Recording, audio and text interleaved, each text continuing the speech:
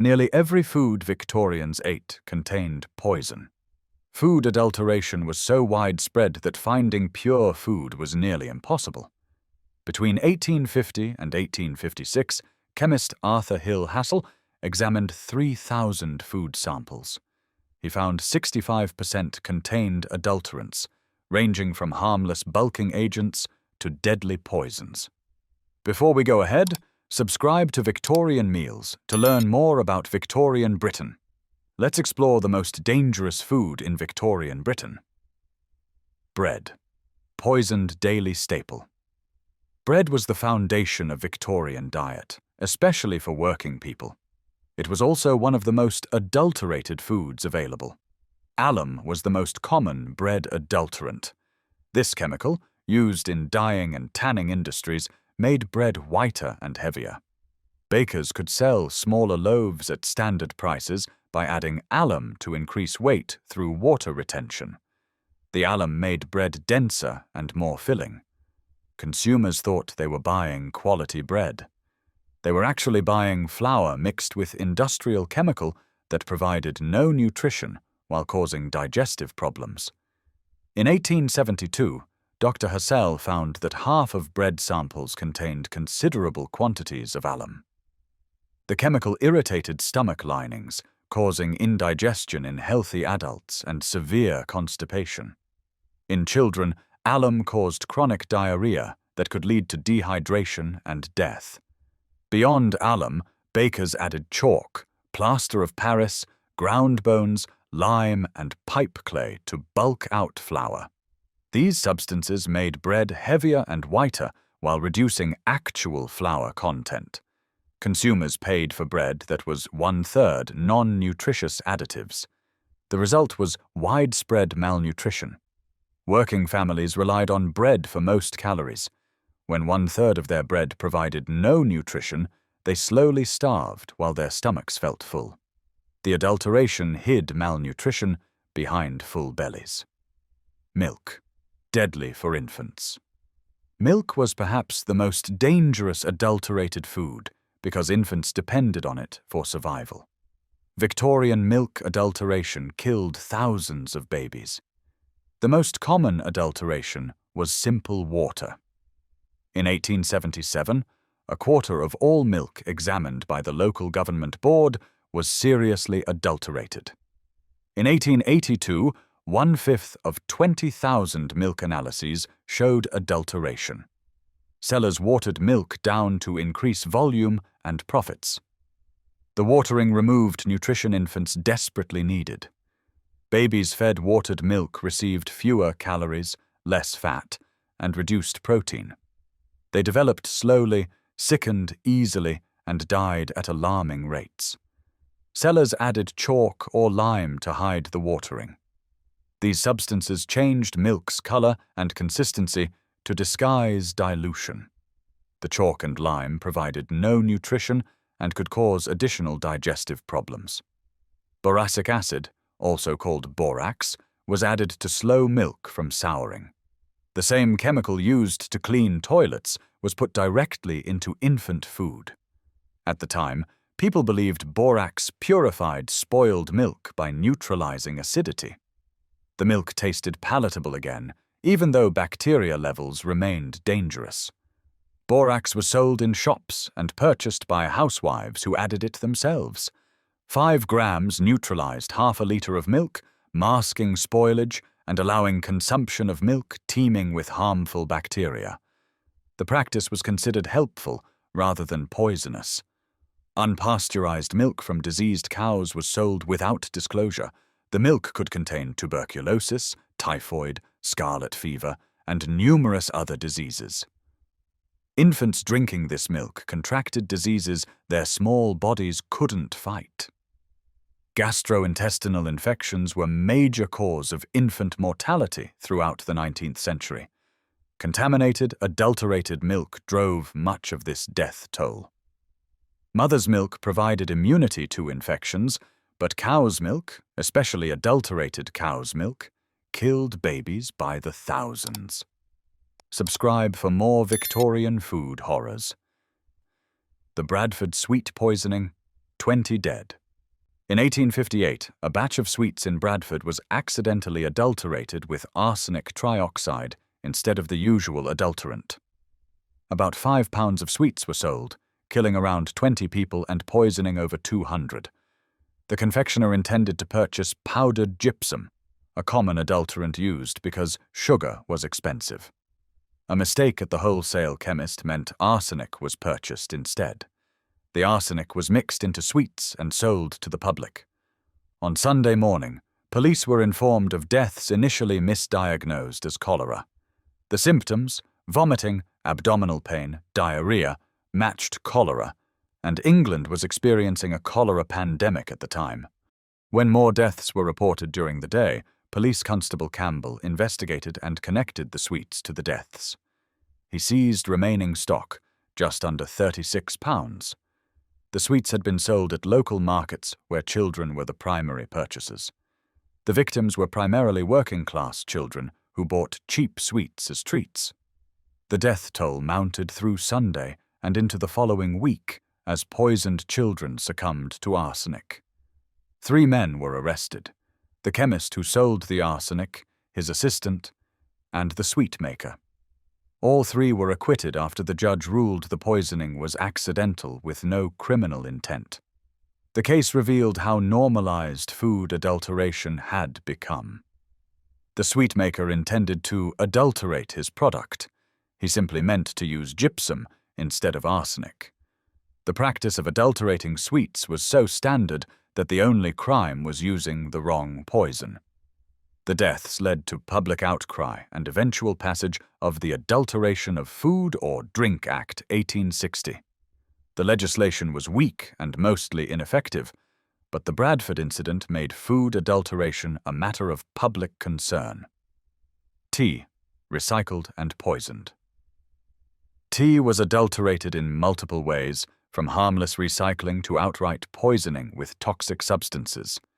Used tea leaves were collected, dried, dyed, and resold as fresh tea. Sellers gathered leaves from hotels, restaurants, and wealthy households after use. The leaves were dried, colored with dyes, and packaged for resale to unsuspecting consumers. New tea drinkers couldn't tell the difference.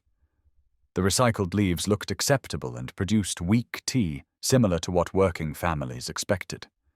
The deception was profitable and widespread. Beyond recycling, sellers mixed leaves from other plants into tea. Hawthorn leaves, willow leaves, and other greenery were dried and mixed with actual tea leaves to bulk out the product. Some tea contained more filler than actual tea. Iron filings were added to increase weight. Tea was sold by weight, so heavier tea commanded higher prices. The iron filings added weight without adding any tea flavor or benefit. Lead was mixed into tea to make it look blacker and more premium.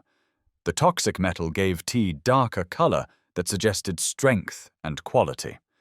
Consumers paid premium prices for lead-poisoned tea. Green tea contained Prussian blue, a toxic pigment used in dyes and paints. The chemical gave tea vibrant green color that appeared fresh and high quality. Regular consumption of Prussian blue caused gradual poisoning. The cumulative effect of drinking poisoned tea daily caused chronic health problems. Consumers suffered gastritis, digestive issues, and slow poisoning from metals and chemicals they consumed unknowingly with every cup. Sweets and candies, colored with poison. Victorian confectionery was colored with highly toxic substances that caused immediate illness and long-term poisoning. Lead chromate was used to create bright yellow color in sweets and mustard. The same chemical used today to paint American school buses went directly into children's candy. The brilliant yellow color was attractive and popular. Copper salts created bright green candies. Various copper compounds produced vivid green that consumers associated with lime or mint flavors. The copper caused acute poisoning when consumed in quantity, and chronic poisoning with regular exposure. Mercury compounds appeared in sugar confectionery and chocolate. Bisulfate of mercury and other mercury salts were used as colorants and preservatives. Mercury accumulates in the body, causing neurological damage, organ failure, and death. Venetian lead, lead oxide, was mixed into candies to add weight and create certain textures. Children consuming these candies ingested lead with every sweet, slowly accumulating toxic levels. The Bradford incident proved these toxic additives existed in Victorian sweets. The only unusual aspect of Bradford was using arsenic accidentally instead of the intended gypsum. Poisonous additives in sweets were standard practice. Children were primary consumers of cheap sweets, making them most vulnerable to poisoning. Their smaller bodies and developing organs suffered greater harm from toxic exposure. Parents had no way of knowing the bright, attractive sweets were literally poisoning their children. Pickles and vegetables. Copper poisoning. Pickles and preserved vegetables were colored with copper sulfate to create bright green color that suggested freshness. Natural pickling turned vegetables dull olive green. Consumers associated bright green with freshness and quality. Sellers used copper sulfate to create the artificial bright green color consumers wanted. The copper sulfate was toxic. Consuming it caused acute stomach pain, vomiting, and diarrhea. Regular consumption led to copper accumulation in organs, causing chronic poisoning and eventual organ failure. Bottled fruits and preserves also contained copper sulfate. Any preserved food that should be green was likely colored with copper compounds. The practice was widespread because it worked. Consumers bought brightly colored pickles over naturally colored ones. Artificial coloring also disguised spoiled produce. Sellers could take vegetables past their prime, preserve them with chemicals, and color them bright green to fake freshness. Consumers purchased and consumed rotted produce preserved with toxic chemicals. The cumulative poisoning from eating pickles and preserved vegetables regularly contributed to chronic illness throughout Victorian Britain. Families consuming pickles with meals were slowly poisoning themselves while thinking they ate fresh, healthy vegetables. Beer and spirits, hallucinogens and acid. Victorian beer and spirits contained adulterants ranging from harmless water to genuinely dangerous poisons. Cocculus indicus, seeds from a climbing plant, was added to beer to increase bitterness and create intoxication effects. The substance is a hallucinogen that causes convulsions, paralysis, and death in high doses. Regular beer drinkers consumed small amounts constantly. Strychnine was mixed into watered-down rum and beer to restore strength after dilution. The poison created stimulant effects that made weak alcohol feel stronger. Small doses caused hyperactivity and alertness. Larger doses caused convulsions and death. Sulfuric acid was added to sharpen flavor in spirits. The corrosive acid gave watered alcohol harsh bite that suggested high alcohol content. The acid damaged mouth, throat, and stomach tissues with every drink. Copperas, iron sulfate, appeared in both rum and beer. The chemical gave appearance and taste of stronger alcohol while being actively poisonous. Burnt sugar faked aging in spirits. Fresh alcohol was colored with burnt sugar to appear aged and premium. Consumers paid higher prices for sugar-colored young alcohol. Working-class men who drank beer regularly consumed these adulterants daily. The cumulative poisoning from hallucinogens, strychnine, and acid caused chronic health problems, addiction, and early death. The very beer they drank to relax was actively poisoning them. Cheese, colored with lead. Gloucester cheese was colored with red lead to give it attractive reddish hue consumers associated with quality. Red lead, lead oxide, is highly toxic. Regular consumption causes lead poisoning with symptoms including abdominal pain, constipation, neurological damage, and organ failure. Children are especially vulnerable to Leeds effects. Mercury salts also appeared in cheese as preservatives and colorants. The toxic metal prevented spoilage while poisoning consumers who ate the cheese. The cheese adulterations were cumulative. Families eating cheese regularly accumulated lead and mercury in their bodies over months and years. The poisoning was slow but inevitable, causing chronic illness attributed to other causes. Why adulteration was irresistible. Food adulteration existed because profit margins were razor-thin and competition was fierce. Bakers, grocers, and food sellers operated on tiny profits. Selling pure food meant accepting even smaller margins. Adulterating food, reducing expensive ingredients, adding cheap, bulking agents was difference between survival and bankruptcy. The competition encouraged cheating. If your competitor sold adulterated bread for less while claiming it was pure, you either adulterated yours or lost customers. The market rewarded adulterators and punished honest sellers. Consumers were blamed for being poor. Food reformers argued that if working people wanted pure food, they should pay more for it. The circular logic ignored that working families could barely afford food at all. Some sellers branded their food as pure and charged premiums. These claims were often fraudulent. The pure food was as adulterated as cheaper alternatives. Consumers had no way to verify purity claims. The entire system was built on deception for profit. From millers adulterating flour to bakers adulterating bread to grocers adulterating everything they sold, each step added adulterants to increase profit.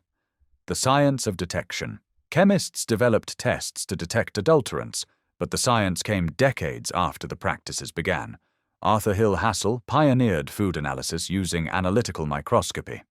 Between 1850 and 1856, his systematic examination of 3,000 food samples revealed the scale of adulteration. The 65% adulteration rate shocked even reformers. Chemical tests could identify specific adulterants, analyzing bread for alum, milk for chalk. Tea for iron filings required laboratory equipment and chemical knowledge. The tests existed but were rarely applied to food actually sold. Doctors argued about whether additives were harmful. Some claimed small amounts of alum, chalk, or borax were harmless. Others insisted even small doses caused cumulative damage. The medical debate delayed regulatory action.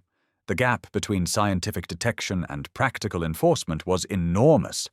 Chemists could prove food was adulterated, but no laws required sellers to stop. Knowledge existed, but action lagged decades behind science. Laws that failed. Legislation came slowly, and enforcement was nearly non-existent.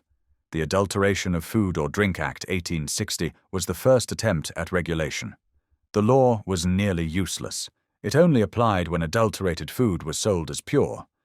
Sellers could legally sell poisoned food as long as they admitted it was adulterated. The penalties were too low. 5 fines for poisoning customers.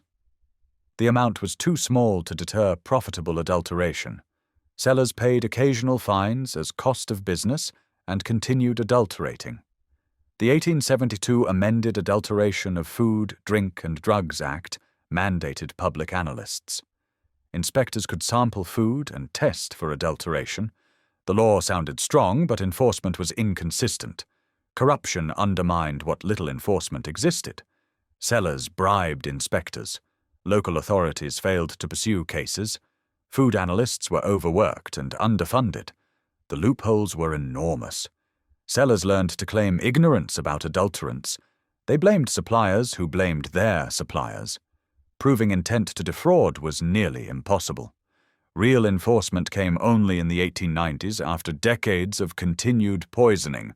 The Food Adulteration Act 1899 finally created meaningful penalties and consistent enforcement. By then, multiple generations had consumed poisoned food daily. The victims, children and the poor, suffered most from food adulteration. Infants died from adulterated milk at staggering rates. Gastrointestinal infections from contaminated milk were leading cause of infant mortality. The babies who survived often suffered from malnutrition and developmental problems. Working-class children ate more adulterated food than wealthy children. Their families bought the cheapest food, which was most heavily adulterated. The bright candies colored with lead and mercury were affordable treats that slowly poisoned them. Chronic illness from long-term exposure was universal among working people. Decades of consuming alum in bread, chalk in milk, and toxic dyes in food caused gastritis, digestive disorders, and organ damage that Victorian doctors attributed to poverty rather than poisoning. Malnutrition was hidden by adulterated food that filled stomachs without providing nutrition. Families thought they were adequately fed because they ate enough food. The food contained so many non-nutritious adulterants that they starved while feeling full. The reality. Victorian food was dangerous because the system valued profit over human life. Every level of food production and sale added adulterants. The cumulative effect meant consumers ate poisoned food at every meal. Bread, milk, tea, sweets, pickles, beer, cheese, all contaminated with substances ranging from harmless fillers to deadly poisons. The scale was staggering.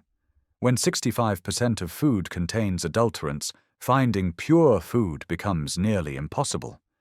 Victorians poisoned themselves daily because they had no choice. Adulterated food was all that was available. The deaths and chronic illness caused by food adulteration are uncounted. We know about Bradford because it was dramatic and sudden. The slow poisoning from daily consumption of alum, lead, copper, and mercury killed far more people over decades of cumulative exposure. So, what shocks you most about Victorian food adulteration? Let me know in the comments. If you enjoyed this look at Victorian food, subscribe for more stories about the daily life in Victorian Britain.